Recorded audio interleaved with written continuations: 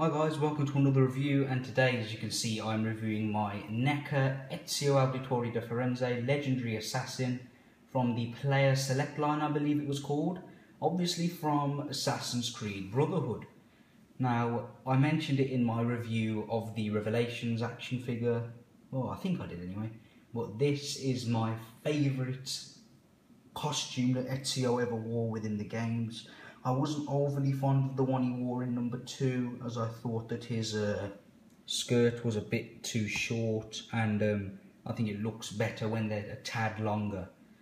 So I'm really pleased to give you this review. I picked this one up off eBay for £17.54, I believe, which is literally roughly the same price as my Revelations one. So I got a brilliant deal, brilliant shipping, and yeah, I'll just get into the review. Also, just give you a quick look at the box as it came mint. It's not as nice as the Revelations one, but it's white. You've got 38 points of articulation, so the articulation was the same then. Legendary Assassin, the accessories, player select, 17 and up. You got a nice view of the figure here with his extra hands. Assassin's Creed Brotherhood. On the side, you've just got a few pictures showing the poses you can get him into, and on this side, I presume the pose that most people probably chose for this figure because it was a nice one. And in the background here, if you look, you've got Ezio there, literally right behind the figure, doing the, you know, that trademark CM Punk style crossing of the blades, which is right there. Here we have the figure in this very terrible looking ebony version, which actually comes with the sword, and it really annoys me because this one came with the sword, whereas this one only came with hidden blades. Another one came with a crossbow. Why they didn't just put them all together like they did with the Revelations one, I don't know. But you've got some characters there in the background, as you can see, from the game. But it's been a while since I've played it, so I'm going to remember literally none of them. You've got a nice little bio there. And that's very, very cool. So I'll just get on to the figure itself by going over accessories first. Accessories, he only comes with our hands, so if you bear with me 1 second, I'll just take this out of the package. Moving back a bit. Here are your accessories. You've got 2 fists, left and a right, 1 open right hand, and 1 kind of... This is literally the exact same hand that came with the Revelations figure. They've just packed it with this because they knew it could be used with the crossbow. So if I just... I'll take out the crossbow hand just to show you that. If I can get this tape off, that is. Bear with me. This figure has the same problem as my Revelations one for the hinge, as you can see here, if it focuses on it, which is that if you bend it, as you can see there, it's a different colour.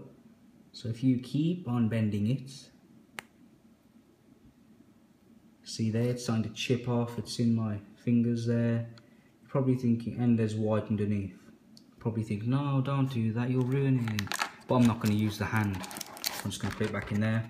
You've got 2 nice fists, and I suppose you could use any of these hands for any other figure, which is a good thing, I suppose. So, yeah. And since it, on the package, it lists these as accessories, you have hidden blades, which retract in that much. And these ones are much sharper than the Revelations one. Or you can just simply remove them. If I can pull it out. There we go. But why would you want to do that? So I'll just put that back in. There are his accessories, done and dusted. Push his hidden blades in. Oh, but before I do that, his other hands are these palm ones, as you can see here. I'll talk more about them when I go over the detail. Now then, the head sculpt looks absolutely stunning, as you can see here. This is, of course, made before the Revelations figure. This was made in 2012, whereas the Revelations one... No, wait, this was 11, whereas the Revelations one was 2012. So, the figure is a bit less detailed, but it's not the figure's fault. It's just because the Revelations one had a much more complex and detailed costume, so that's why.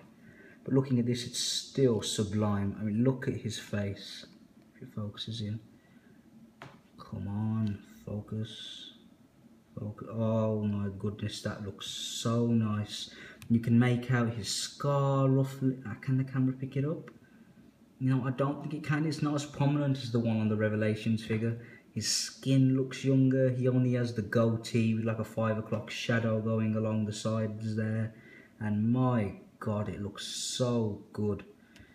If I just zoom in a tad, there we go.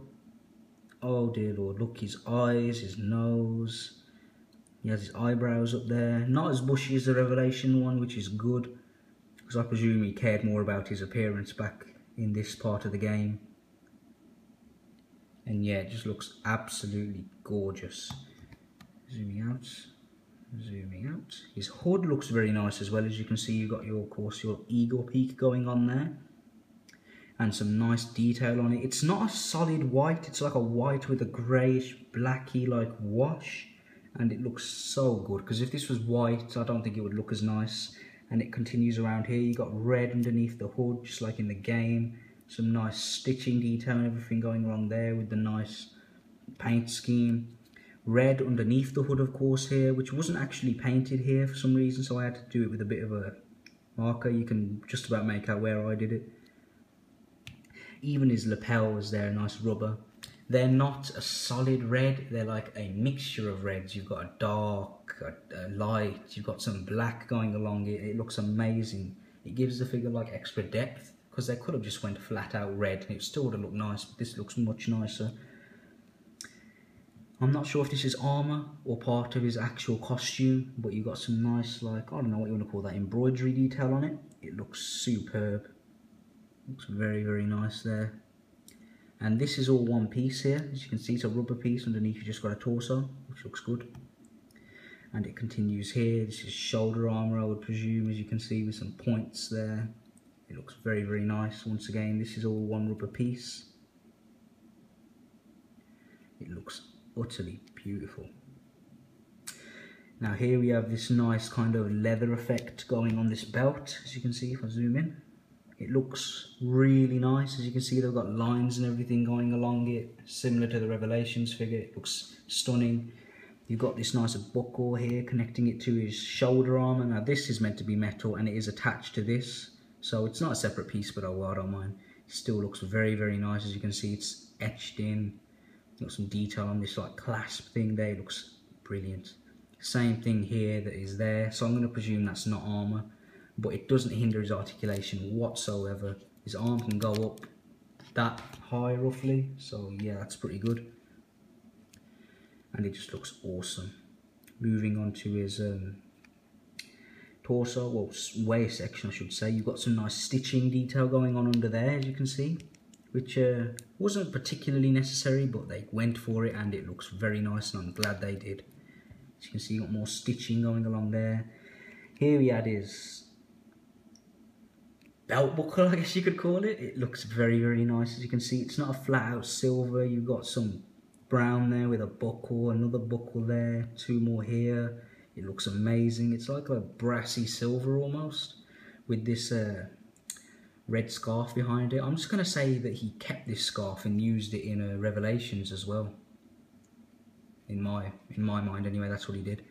You've got some beautiful throwing knives here, which looks so good. I'm glad they're not removable, because A, they'd be falling out all over the place, and they look nice as it is. It's just a static piece. Similar to Altair, how he has two on each side on the Neca figure, which is also a beautiful figure. I'd love to get my hands on that so I could have 3 assassins on my shelf next to my PlayStation. It would look very cool. Same basic stuff going on here. And here the belt continues all the way around, and for some reason there's a bit of red there. I'm going to assume it's meant to be there because this pattern that's on the red is also detailed there, so that's not a mistake, I think. Ugly screw hole, which the Revelations one had, but they can be covered up with the belt, and in this case the cape. I love it. He has a cape. I love this because the Revelations one in the game, you start with a cape but then you lose it in like literally the first mission, and I thought, oh no, when I realised you're not going to have it for the rest of the mission. I mean, granted, he still had a good costume, but I do miss the cape. That silver armour continues along here for some reason. I don't know why. He doesn't. I suppose he would need a bit of armour there, but oh well. The embroidery pattern continues here and looks very, very nice. You've got these, which are separate. And they're not painted particularly well, as you can see. They're just not on the line exactly. I had a similar problem with the cape, as you can see there, but the cape can kind of get away with it. It had the problem here as well, except I did have to go over it with a marker because I didn't think it was good there. So, yeah. And another thing, for some reason, the silver is not on here, but I just noticed that. And when I'm done with the review, you know, I'll just go over it with a silver Sharpie. I was about to say marquee. Not a big deal though, it's on the back, so, yep. Here's a skirt or tunic, kamer, if we're gonna branch out to Star Wars, is very nice. It's got that same pattern on it and the paint detail. It looks utterly beautiful. You've got some nice silver going along here with the white and the red, of course, with the different shades and the black wash going along it. It looks excellent. Very nice indeed. This is a separate piece. It's not connected, and I'm not sure if this is going to be split up the middle in the game. I can't remember, but I'm not going to bother touching it. It looks perfectly fine the way it is. So that just looks awesome there. Of course, I have the split here for the articulation. And yep, that's pretty cool. Now his arms. Just turn his gauntlet to the side. This looks very, very nice. As you can see, you've got like a, if I zoom in, an eagle almost printed on. You've got like your assassin's triangle there, which looks utterly amazing. You've got like wings from the eagle on the silver, and it just looks so good. As you can see there, it looks amazing. And when you look at the other side, when it focuses in, you've got this very nice, you can see the mechanism, although the mechanism in my opinion looks a bit nicer on the Revelations one. Not because this isn't well detailed, I just think it looks cooler on the Revelations one in general. It's still nice. So you got the belt there with a buckle, here's where the blade would essentially pop up, and pop out I should say. And it's a bit stiff, but oh dear. I have to put it back in, bear with me. There we go, looks very, very nice. You have this like a cuff, would you call it? I'm not sure. It looks nice, and I'd be careful when you take hands out and put them back in, because this actually, I can demonstrate by taking his hand out. So I'll just have to remove his blade. As you can see there. Focus. It's actually, the hole is like right next to the hole here. So if you put it in like only a little bit, like say like that, his hand will be extremely loose, and if you try moving the hand about, like hinging it, you'll end up pulling this out, which I did, because at first I thought his hand was a bit loose. But what you're meant to do is you're meant to put it in all the way fully, and now you can use the hinge and everything with no problem. And because I pulled this out, I glued it back on, no big deal, so that's all good. So there's his gauntlets, which is exactly the same on this side. I'll put his hidden blade back in. Let's do that off camera to save a bit of time. Right, that's that. Beautiful figure, it really is. I'd highly recommend you pick one up if you can find it. It's kind of rare, and I think it's one of the rarest Assassin's Creed figures you can get. I might not be correct. I did see it in Forbidden Planet once, but I passed on it. I decided to get a Revelations game instead, because I did stop playing the Assassin's Creed games kind of late.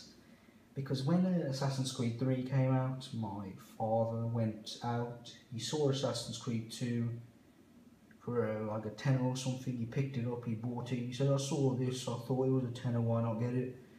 Of course on the PlayStation 3, and I played it, and I didn't stop. Literally, when I stopped playing, I was in a...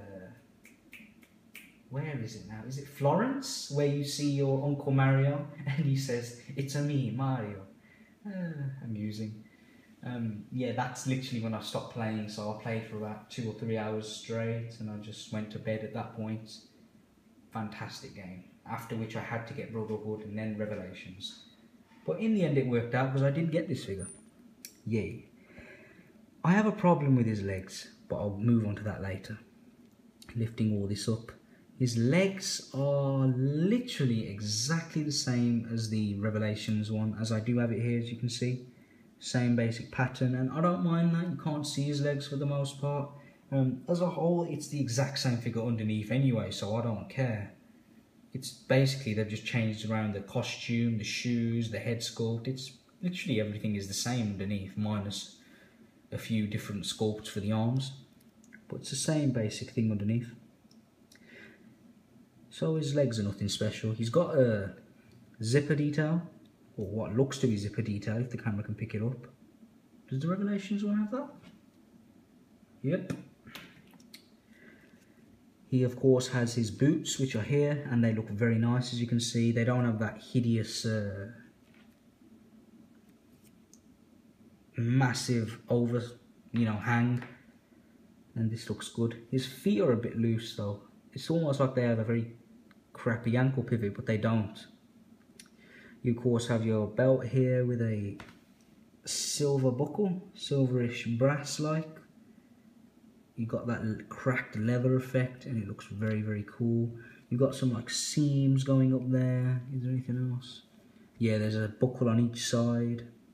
Very, very cool. The cracked leather and everything. It looks awesome.